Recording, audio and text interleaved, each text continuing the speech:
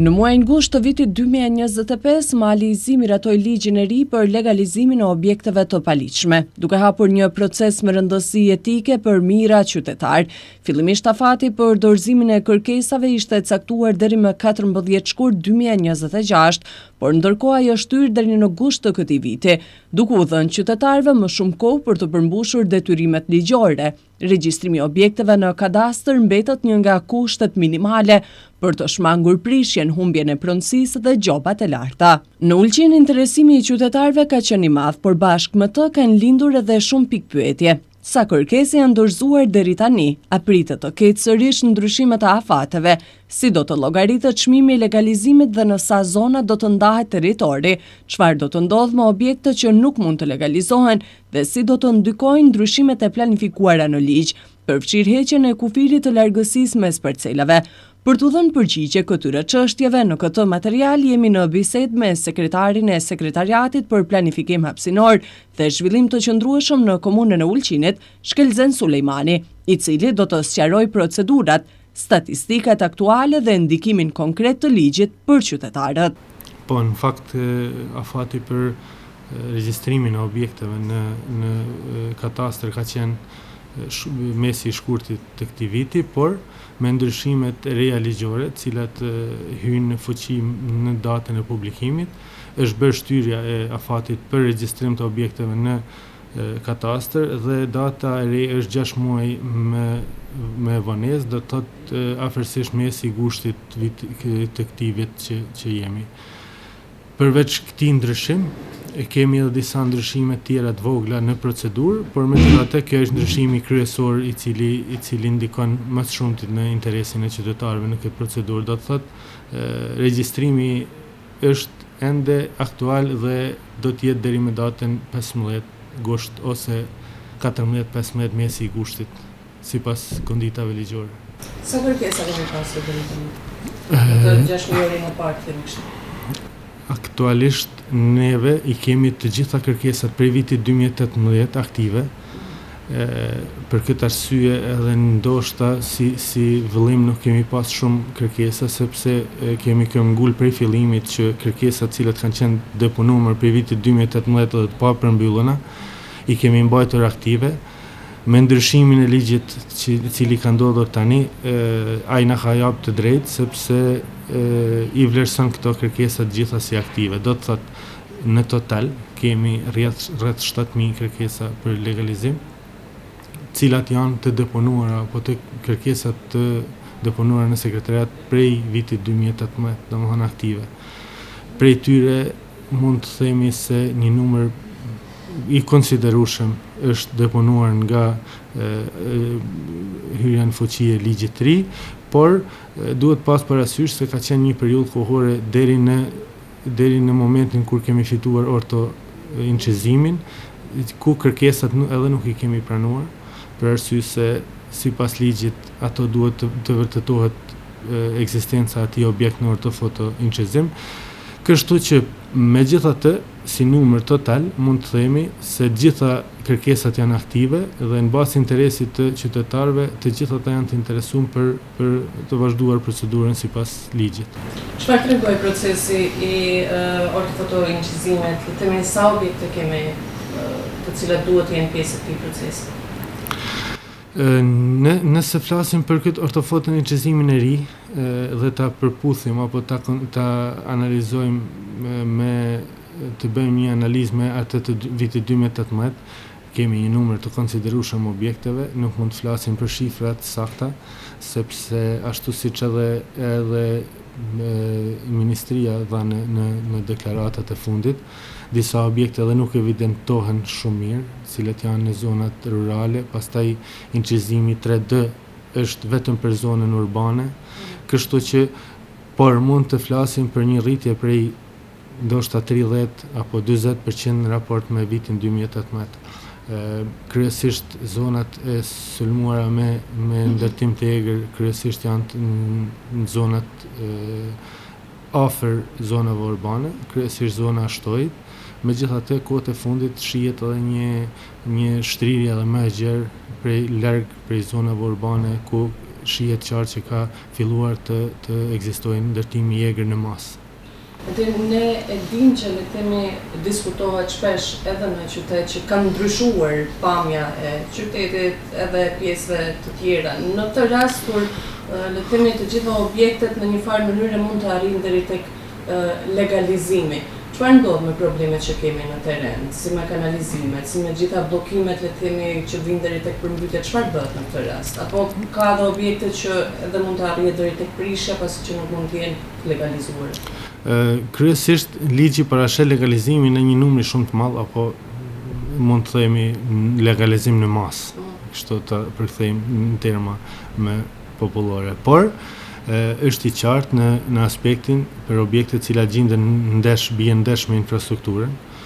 Kjo nuk do të thotë vetëm infrastrukturën rrugore, por edhe infrastrukturën tjetër, e cila mund të jetë edhe kjo kanalet e kullimit, infrastruktura elektroenergjetike. Të gjitha këto objekte nuk do të kenë mundësinë të legalizohen. Pastaj për procedurat me tutje fillimisht është e paraparë që ato do të paguajnë një taks të vendosur me ligj, e cila do të jetë në një nivel të caktuar 0.5 deri në 2% bruto çmimit për ndërtim. Por dhe do të fitojnë një vendim i cili do t'i shpall ato si objekte pa mundësi legalizimi deri në prishje. Si procedurë e prishjes ndoshta do të jetë më komplikuar në aspektin ligjor, megjithatë si procedurë legalizimit ata nuk do të mund të legalizohen. Pastaj ndikimi i objekteve cilat do të mund të legalizohen në infrastrukturën e qytetit, edhe kjo ishte pa shmangshme, megjithatë mund të themi edhe jemi të sigurt se ne sot ato objekte janë barë infrastrukturës. Nuk kemi ndryshim në infrastrukturën e qytetit me legalizimin e tyre, sepse ato veç shumica e tyre janë në funksion, i krijojnë barë infrastrukturës, si rrugore, ashtu edhe infrastrukturës tjetër, ujësjellës, kanalizimit, apo deponisë së mbetorinave, apo edhe infrastrukturës në aspektin tjetër. Kështu që kjo procedurë lehtëson qytetarët në aspektin e funksionalizimit të objekteve të tyre, po ashtu si qytet, si shtet mundson krijimin e një fondi të ardhrave, cilat do të kontribonte në rregullimin e infrastrukturës, qoftë në zonat ku janë këto objekte apo në zona tjera. Si do të llogaritet çmimi e legalizimit? Legalizimi është i ndarë çmimi për legalizimin e objekteve në momentin kur objekti fiton të drejtën e legalizimit. Çmimorja është për momentin paralele me çmimorjen e pagesës së komunalive, përndryshe është ndarë në zona. Prej zonës 1 deri në zonën 9, çmimet variojnë prej 90 euro zona e parë A deri në 0 euro zona ekstraurbane larg. Megjithatë përveç pagesës komunalive është edhe pagesa e ujësjellësit regional, e cila është për momentin e llogaritur 8 euro për metër katror, si dhe mund të themi shpenzime tjera cilat i bart procesuesi i legalizimit, që është elaborati i gjeometrit, nëse ka nevojë për llogari statike të objektit për objekte të caktuara, si dhe procedura tjera nxjerrja fletës poseduese apo të cilat janë edhe shpenzime të vogla. Megjithatë si përmbledhje, do të thotë këto janë shpenzimet e përafërta. Si do të ndikojnë në proces nëse ndryshimet që planifikohen në listë si është heqja e kufirit të largësisë së parcelave? Po, shumë mirë që cekë, ky është një prej ndryshimet e fundit të ligjit të legalizimit. Në aspektin e procedurës do të liroj shumë hapësirë, në aspektin e funksionimit në teren, pra po them, objektet cilat janë në proces legalizimi janë objekte ekzistuese, cilat edhe në momentin që flasin funksionojnë. Afërsia me objektin fëqinje apo me parcelën fëqinje është eliminuar nga ligji për arsye se tashmë e dim se gjithë objektet janë në afërsi më të madhe se e lejuara, kështu që do sillte deri një situatë e cila do të eliminonte shumë objekte nga procedura e legalizimit vetëm për arsye mos pasjes mirëkuptimit në mes kojshive. Në aspektin ligjor është e qartë, arsyeja pse është ndodhur, në aspektin moral ndoshta nuk është shumë e qartë, megjithatë pozitive, megjithatë mendoj që në shumicë të landeve është pozitive që është eliminu ky element nga procedura e legalizimit. Sa zjatë si procedurë themi, dikush kryen pagesën, pasakosh ka objektin të legalizuar. Shpjegoj shkurtimisht, prej fillimit, në momentin që plotësohet kushti për hapin e parë të legalizimit, ekziston objekti në ortofoto incisim, ai i dorëzohet komisionit i cili do të vërtetoj në terren gjendjen e objektit. Në këtë komision gjenden sipas ligjit një antar nga katastri, një jurist, një arkitekt. Në rastin tonë vetë që kemi formu komisioni i cili është i përbën prej 5 antarëve, gjithë sipas ligjit të konditave, ligjit legalizimit. Në atë moment ata dorëzojnë raportin e objektit në fjalë. Nëse ka nevojë për llogari statike, bëhet llogaria statike e objektit dhe dorëzohet për llogari pagesës komunalive dhe udhësjellësit regional. Pas pagesës merret vendimi i legalizimit me cilin pronari drejtohet në katastër për fshirjen nga fleta poseduese fshirjen e objektit nga objektet pa leje. Domethënë në atë moment objekti konsiderohet objekt legal. Megjithatë, baza ligjore me cilën ky objekt konsiderohet legal është legalizimi dhe jo leja përdorimit. Kështu që në çdo moment mund të vërtetohet se në cilën mënyrë objekti ka fituar statusin e objektit legal. Do të thotë në këto raste do të jetë si status legal legalizimi. Jemi me gjitha kapacitetet si institucion edhe çdo gjë është e realizueshme në kushtet e juaj? Për këtë proces? Për këtë proces ne gjithmonë mund ankohemi kështu. Megjithatë jemi duke munduar të dalim ballë kërkesave.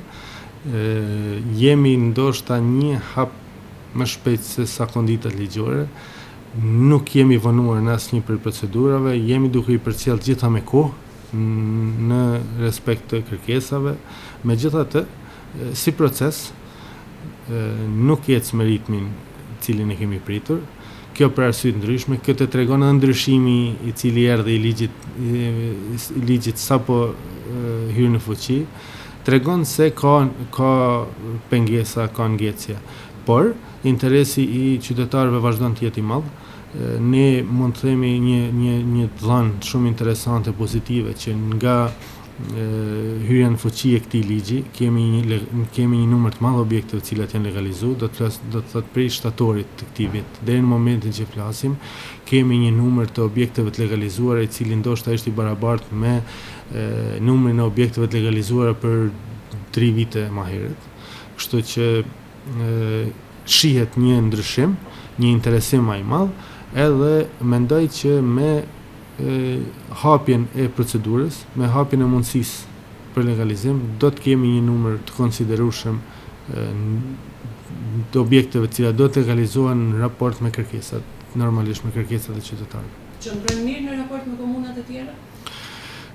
Në raport me komunat e tjera qëndrojmë sidomos në këtë periudhën para implementimit, qëndrojmë shumë mirë, sepse e kemi hapur mundësinë e legalizimit me ligjin e vjetër, ligjin e para hyrjes në fuqi të ligjit aktual, dhe jemi ende duke vazhduar procedurën, kemi shumë palë të interesuara të cilat i plotësojnë konditat mbas ligjit më hershëm, e që në komunat e tjera në bazë informatave që kemi nuk ka shumë të tilla, kështu që mendoj që qëndrojmë shumë mirë, në aspektin ligjor qëndrojmë po ashtu mirë, kemi formuar komisionin, i kemi hapur gjitha mundësitë ligjore për fillimin e procedurës legalizimit.